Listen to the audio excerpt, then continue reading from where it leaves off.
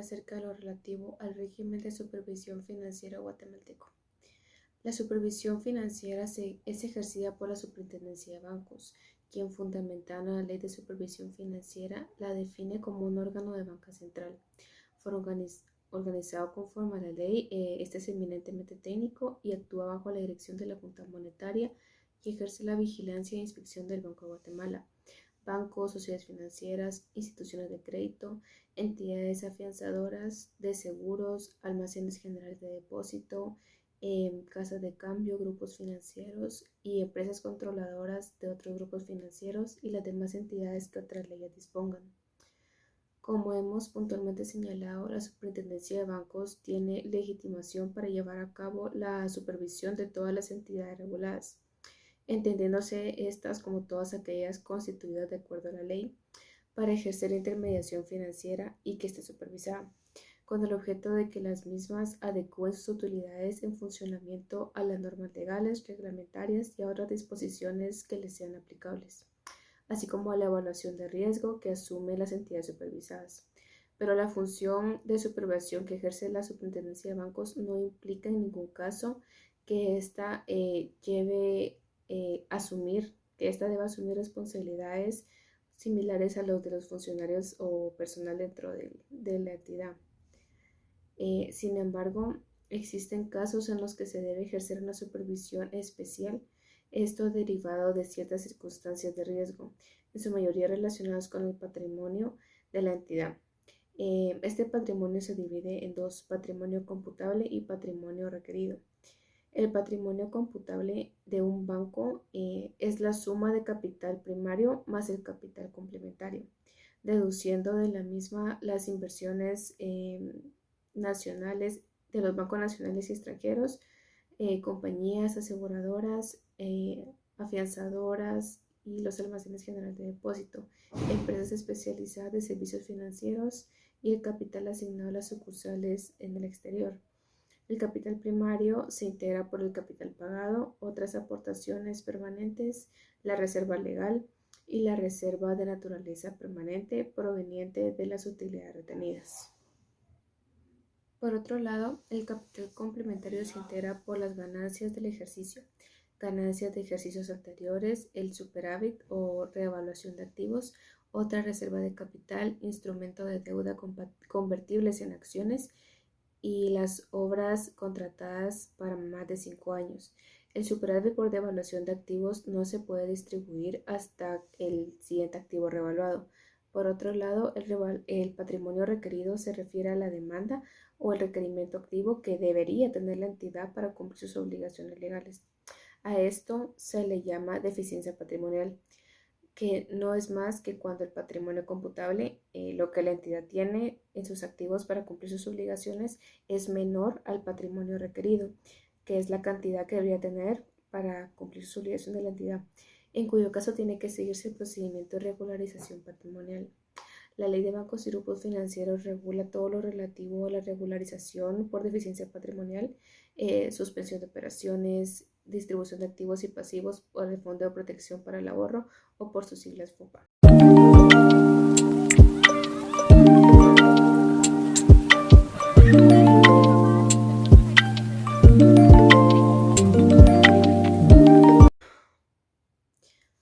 ¿Cuáles son las causas que motivan la implementación del plan?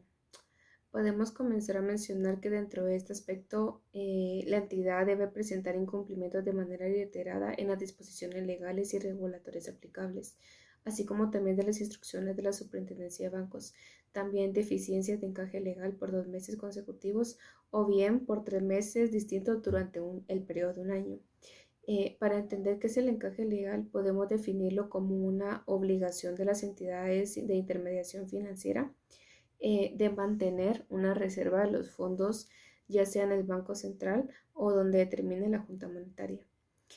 También lo motiva la existencia de prácticas de gestión que a juicio de la Superintendencia de Bancos pongan en grave peligro la situación de liquidez y solvencia.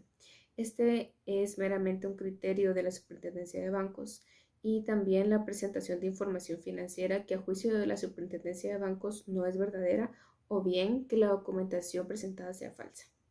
Si en dado caso llegase a existir deficiencia patrimonial y esta fuera determinada por la Superintendencia de Bancos, el banco o la entidad financiera debe presentar el plan de regularización por deficiencia patrimonial dentro de un plazo de 5 días después de la fecha de que la Superintendencia de Bancos le notifica al banco o a la sociedad financiera. La Superintendencia de Bancos, en un plazo de 5 días después de haber presentado el plan por parte del banco o la sociedad financiera, lo puede aprobar o lo puede rechazar por considerarlo no viable, o bien le formulará las enmiendas que estime pertinentes. Si este plan es rechazado o requiere enmiendas, el banco o la sociedad financiera debe presentar el plan recogiendo todos los aspectos en un plazo de 5 días después de que se le notifique a la Superintendencia de Bancos. Entonces, la Superintendencia de Bancos, en un plazo de 5 días más después de la fecha de haber recibido el plan corregido, tiene dos opciones: lo aprobará o lo rechazará. En este último, por considerarlo nuevamente no viable. En caso de que nuevamente sea rechazado el plan ya corregido o si la entidad de que se trate no lo presenta en los plazos establecidos, se procederá a la aplicación de las medidas establecidas en la ley, por ejemplo, la suspensión de operaciones de la entidad. Debido y para evitar esto, el banco o la sociedad financiera debe iniciar las acciones que corresponden para subsanar las deficiencias patrimoniales desde el momento en que estas sean determinadas, ya sea por la misma entidad o por medio del órgano supervisor. El banco o la sociedad financiera debe ejecutar el plan de regularización aprobado por la Superintendencia de Bancos dentro del plazo fijado por esta, el cual no puede exceder de 3 meses contado a partir de la fecha de aprobación del plan. Como medida urgente, se establece que cuando una entidad está sometida a un plan de regularización, no podrá pagar dividendos ni tampoco otorgar préstamos a sus accionistas, gerentes o cualquier otra persona vinculada o relacionada a esta, ya que en ese momento no cuenta con capital suficiente y entonces pone en peligro los activos de las personas que con confianza depositaron su dinero en dicha entidad. El plan de regularización debe contener diferentes disposiciones y todo depende de la circunstancia en que se encuentre la entidad. Entre ellos podemos mencionar la reducción de activos y o la suspensión de operaciones sujetas que estén sujetas a requerimiento patrimonial, la capitalización de reservas y o utilidades que sean necesarias para cumplir las deficiencias, el aumento del capital autorizado y la emisión de acciones en un monto necesario para cumplir las deficiencias del patrimonio, el pago de las propias acciones a los acreedores siempre que se apruebe, o bien la enajenación o negación de activos y o pasivos. Acá se presenta una cadena de informes, ya que los bancos y las sociedades financieras están sujetos a la regularización por deficiencia patrimonial. Deben rendir informes a la Superintendencia de Bancos sobre su posición patrimonial para que ésta determine la factibilidad de la regularización. Y la Superintendencia de Bancos, a su vez, debe mantener informada a la Junta Monetaria sobre todos los bancos o sociedades financieras que presenten esta misma deficiencia patrimonial. Mientras está en curso este plan de regularización, la Superintendencia de Bancos podrá designar a un delegado con derecho a veto de todas las decisiones que tome el banco que sean encaminados a impedir la realización del plan. Sin embargo, esto no significa que esta persona ejerce funciones de coadministración en conjunto con los funcionarios de la entidad. También se menciona que la Superintendencia de Bancos puede remover y o prohibir el ejercicio de uno o más de los directores o administradores durante dicha vigencia del plan. Esto con el fin de que el plan de regularización sea llevado a cabo y no interfiera con los intereses de la entidad.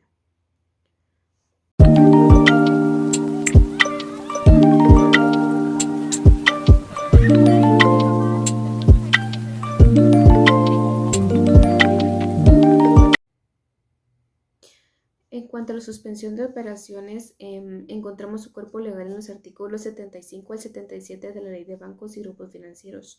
La Junta Monetaria deberá suspender de inmediato las operaciones de un banco o de una sociedad financiera cuando ésta haya suspendido el pago de sus obligaciones y cuando la deficiencia patrimonial sea superior al 50% del patrimonio requerido por la ley. Como consecuencia de la suspensión de operaciones de un banco, los derechos que incorporan las acciones de la entidad de que se trate quedan en suspenso y sus directores o administradores quedan separados de sus cargos. por lo que debe nombrarse una junta de exclusión de activos y pasivos, cuyas facultades serán reglamentadas por la Junta Monetaria. Otra de las consecuencias que afronta la entidad debido a la suspensión de las operaciones es que ésta se somete a un régimen especial de justicia, en el cual se suspenden en conjunto todo proceso de cualquier naturaleza que esté ventilándose o medida cautelar que se promueva contra el banco o la sociedad financiera que se trate. Asimismo, durante la suspensión de la entidad no podrá contraer nuevas obligaciones y se suspenderá la exigibilidad de los pasivos, así como también el devengamiento de sus intereses. La Junta Monetaria, de haber decretado la suspensión de operaciones, debe nombrar un representante legal de la entidad suspendida, ¿verdad? Quien podrá representarlo de forma judicial y extrajudicialmente. Podemos citar como ejemplo que con fecha 2 de marzo de 2020, la Superintendencia de Bancos emitió un informe de prensa en el cual, en base al artículo 73 de la Ley de Bancos y Grupos Financieros, requirió a la Financiera de Occidente y Sociedad Anónima, también conocida como FIDOSA, un plan de regularización para subsanar deficiencias relacionadas con prácticas de gestión que ponían en peligro la situación de liquidez y solvencia de esa entidad.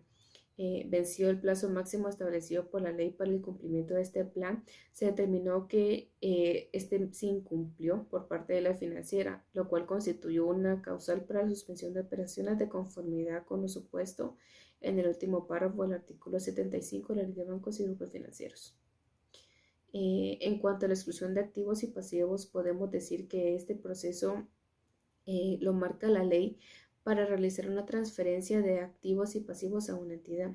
La Superintendencia de Bancos, de forma inmediata y tras decretar la suspensión de operaciones, debe nombrar a una junta de exclusión de activos y pasivos, conformada por 3 miembros que deben prestar sus funciones de fianza o garantía, depende de la situación. Estos miembros de la Junta tienen todas las facultades legales de un actor judicial y pues también de forma extrajudicial dentro de las atribuciones que señala la ley. Y también se les concede las facultades que se requiere para celebrar contratos que sean del giro de sus atribuciones o algún otro acto.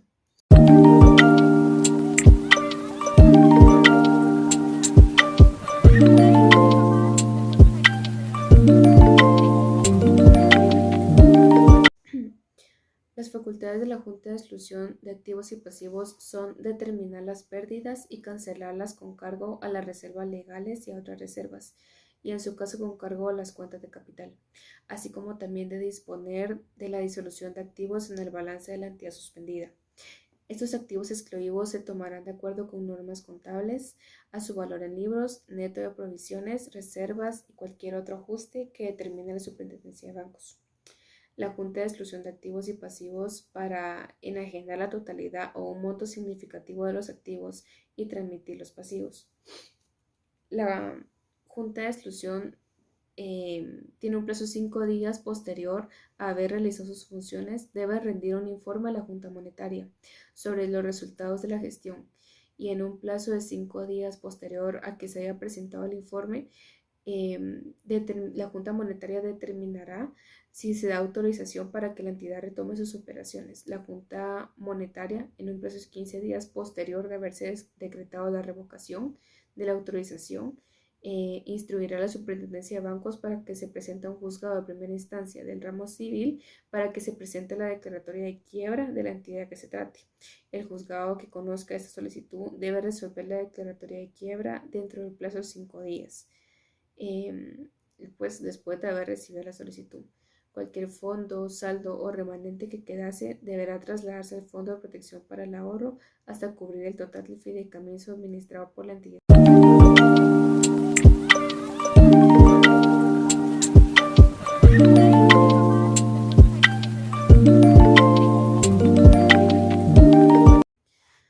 En caso de suspensión de operaciones o quiebra de una entidad, aparece la figura del Fondo de Protección para el Ahorro o por sus siglas llamado FOPA. Este es creado para garantizar a los depositantes del sistema bancario la recuperación de sus depósitos. ¿De dónde provienen los activos para el fondo? Hay varias fuentes, sin embargo, una de las más importantes son las cuotas que obligatoriamente deberán aportar los bancos nacionales y sus sucursales de bancos en el extranjero, los cuales se integran por un componente fijo que es equivalente a una doceava parte del 2 por millar del promedio mensual de la totalidad de las obligaciones depositarias que registran ante el banco